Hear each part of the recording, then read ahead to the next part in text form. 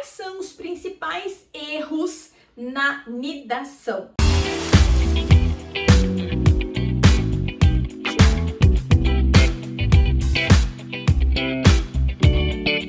Olá, eu sou Maria Angélica, Nutri das Mamães. Sejam muito bem-vindos a este canal repleto de informações. Quero te convidar para dar um like neste vídeo, ativa o sininho das notificações, deixe um oi aí para mim nos comentários. Isso é extremamente relevante para o canal. E também gostaria de te convidar para conhecer o meu site, o www.nutridasmamães.com. E pode ser que você esteja, infelizmente, com muitas dúvidas relacionadas ao porquê o bebezinho não fica lá dentro. Dependendo do estágio de processo de infertilidade em que você se encontra, ou se é uma gestação natural, em que positivo e logo o bebezinho, ou há uma perda gestacional, ou então se você já está no processo de fertilização em que há transferência, seja por TEC ou por afresco, e ainda assim não há uma nidação acontecendo. Pode ser que você se encontre dentro de um desses cenários, ou às vezes outro cenário que não foi mencionado aqui. Mas o mais importante é, por que esse bebezinho não fixa? Eu gostaria de elencar neste vídeo 3 aspectos importantes relacionados a uma dificuldade no processo de fixação embrionária. A nidação, ela é esse momento em que o bebezinho, depois de ser fecundado lá na tuba uterina, ele migra através de movimentos ciliares que acontecem dentro do seu útero e ele se fixa na função, na parede desse endométrio, tá? Então, nesse cenário todo, primeira coisa que a gente tem que procurar entender, houve a fecundação? Então, para que a fecundação aconteça, eu tenho que ter a qualidade desses 2 gametas. Primeiro item que eu quero elencar aqui, a nidação ou essa fixação embrionária não está acontecendo como você gostaria, será por conta da qualidade desses gametas? Lembrem-se, a gestação para acontecer, gameta masculino e gameta feminino. Na cabeça do espermatozoide eu tenho os nutrientes importantes para que essas primeiras multiplicações celulares aconteçam. Às vezes a fecundação aconteceu, chegou a um ambiente em que essa nidação ia acontecer, esse blastocisto, né, essa célula que em grande desenvolvimento, em grande multiplicação celular, faltou-lhe os nutrientes. E aí realmente há uma incapacidade celular desse embriãozinho em se fixar e efetivar o processo de nidação. Por outro lado, existe o fator qualidade do zoócito secundário, que é esse óvulo que foi liberado. Caso você se encontre dentro da faixa de idade maior do que 30, maior do que 35 anos, muita atenção. É automático que a tua reserva ovariana ela seja mais envelhecida. Isso não quer dizer que você não possa ser mãe, pelo amor de Deus, jamais coloquem isso na minha boca. Isso quer dizer que você tem que estar atenta à qualidade da sua vida para criar um ambiente adequado de qualidade para esses ócitos, porque isso melhora a qualidade desse ócito. E aí, se eu tenho um espermatozoide bem nutrido e eu tenho um óvulo bem nutrido, independente da idade, eu aumento as chances deles se encontrarem, haver a fecundação, o óvulo conseguir migrar e se fixar no teu endométrio. Então, a qualidade dos oócitos e a qualidade dos espermatozoides é o primeiro item para que a implantação realmente possa acontecer. Um segundo fator aqui são as oscilações hormonais, e isso sim está vinculado diretamente à qualidade da mulher, à qualidade de produção hormonal dessas mulheres. Então logo o teu ovário, ele libera o teu óvulo, então nesse momento você está ovulando. Aquela cicatrizinha que fica, que a gente chama de corpo lúteo, ele começa a fazer a produção da progesterona, que é um hormônio responsável por garantir que essa menstruação não vá descer. É por isso que muitos médicos e muitas clínicas que estão em processo de fertilização ou às vezes de própria inseminação, elas conduzem a paciente à utilização de progesterona. Até ginecologistas mesmo, dentro de um processo de sangramento, por exemplo, entram com um pouco de progesterona, porque isso ajuda realmente a segurar essa parede endometrial para que ela não despenque e possa levar consigo um embriãozinho que estava ali localizado. Mas pensem comigo, essa produção hormonal, essa sinalização hormonal, ela precisa estar acontecendo.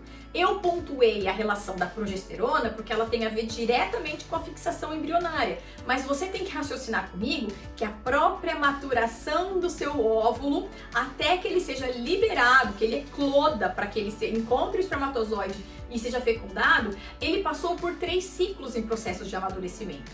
Então, se a gente tem oscilações hormonais que não estão de acordo com o ciclo da mulher, uma deficiência de LH, de FSH que faz esse recrutamento e amadurecimento, o próprio estradiol, isso tudo impacta na qualidade desse óvulo, que na hora que for liberado para ser fecundado, pode até ter um bom endométrio, a gente pode até ter um bom espermatozoide, mas infelizmente a qualidade do teu óvulo não vai conseguir dar continuidade e o próprio corpo entende que aquele embrião que ali foi formado, ele não é um embrião que vai ter uma boa viabilidade e aí a gestação muitas vezes cessa em decorrência disso. Mas um terceiro aspecto, e esse aqui é o que eu mais gosto de falar com as minhas pacientes, é literalmente sobre a receptividade endometrial. Atenção! Se você tem algum tipo de doença autoimune ou é imunossuprimida, alterações no seu sistema de defesa, que nós chamamos aqui de sistema imunológico, você precisa estar atenta, porque isso pode impactar na sua receptividade endometrial. Particularmente, eu acredito que quando há algum tipo de doença autoimune, eu acredito que todo o processo de fertilidade vai ser prejudicado. Mas principalmente aqui, na hora que esse embriãozinho chega para se fixar, eu vou ter a presença de muitas células que acabam por identificar este embrião como sendo mais um agente agressor. E muitas vezes essas próprias células, elas acabam por impedir que essas multiplicações celulares continuem e que essa fixação desse embrião realmente aconteça. Ainda pensando em receptividade endometrial, atenção às doenças sexualmente transmissíveis.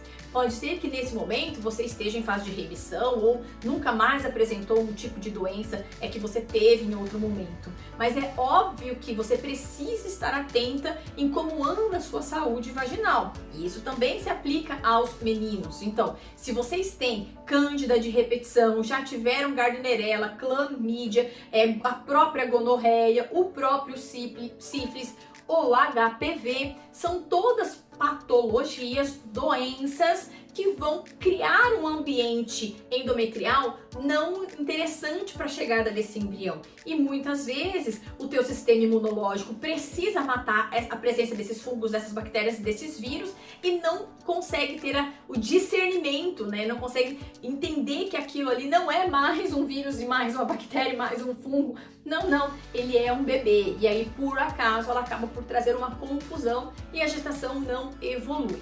Na minha prática clínica, inclusive, se você quiser saber como funciona o meu acompanhamento, envie um WhatsApp para 41 99536 2802. Por lá você entende como funciona certinho o meu acompanhamento. Na minha clínica, o que eu observo? Que muitas pacientes, a gente faz todo o processo de modulação de fator de sistema imunológico, então colocando essa resposta dessa paciente dentro de um parâmetro de maior equilíbrio, e isso é extremamente importante, não apenas para a fertilidade, mas para quem essa mulher é e para a vida inteirinha dela.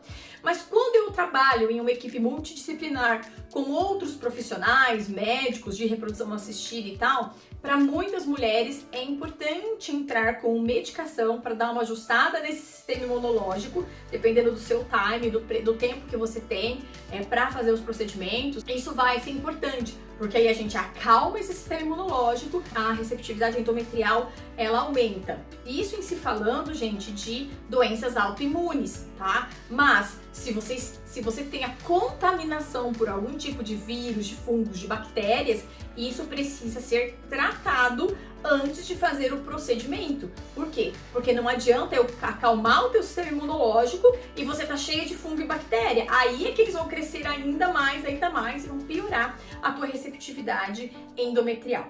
Então, não tem para onde correr.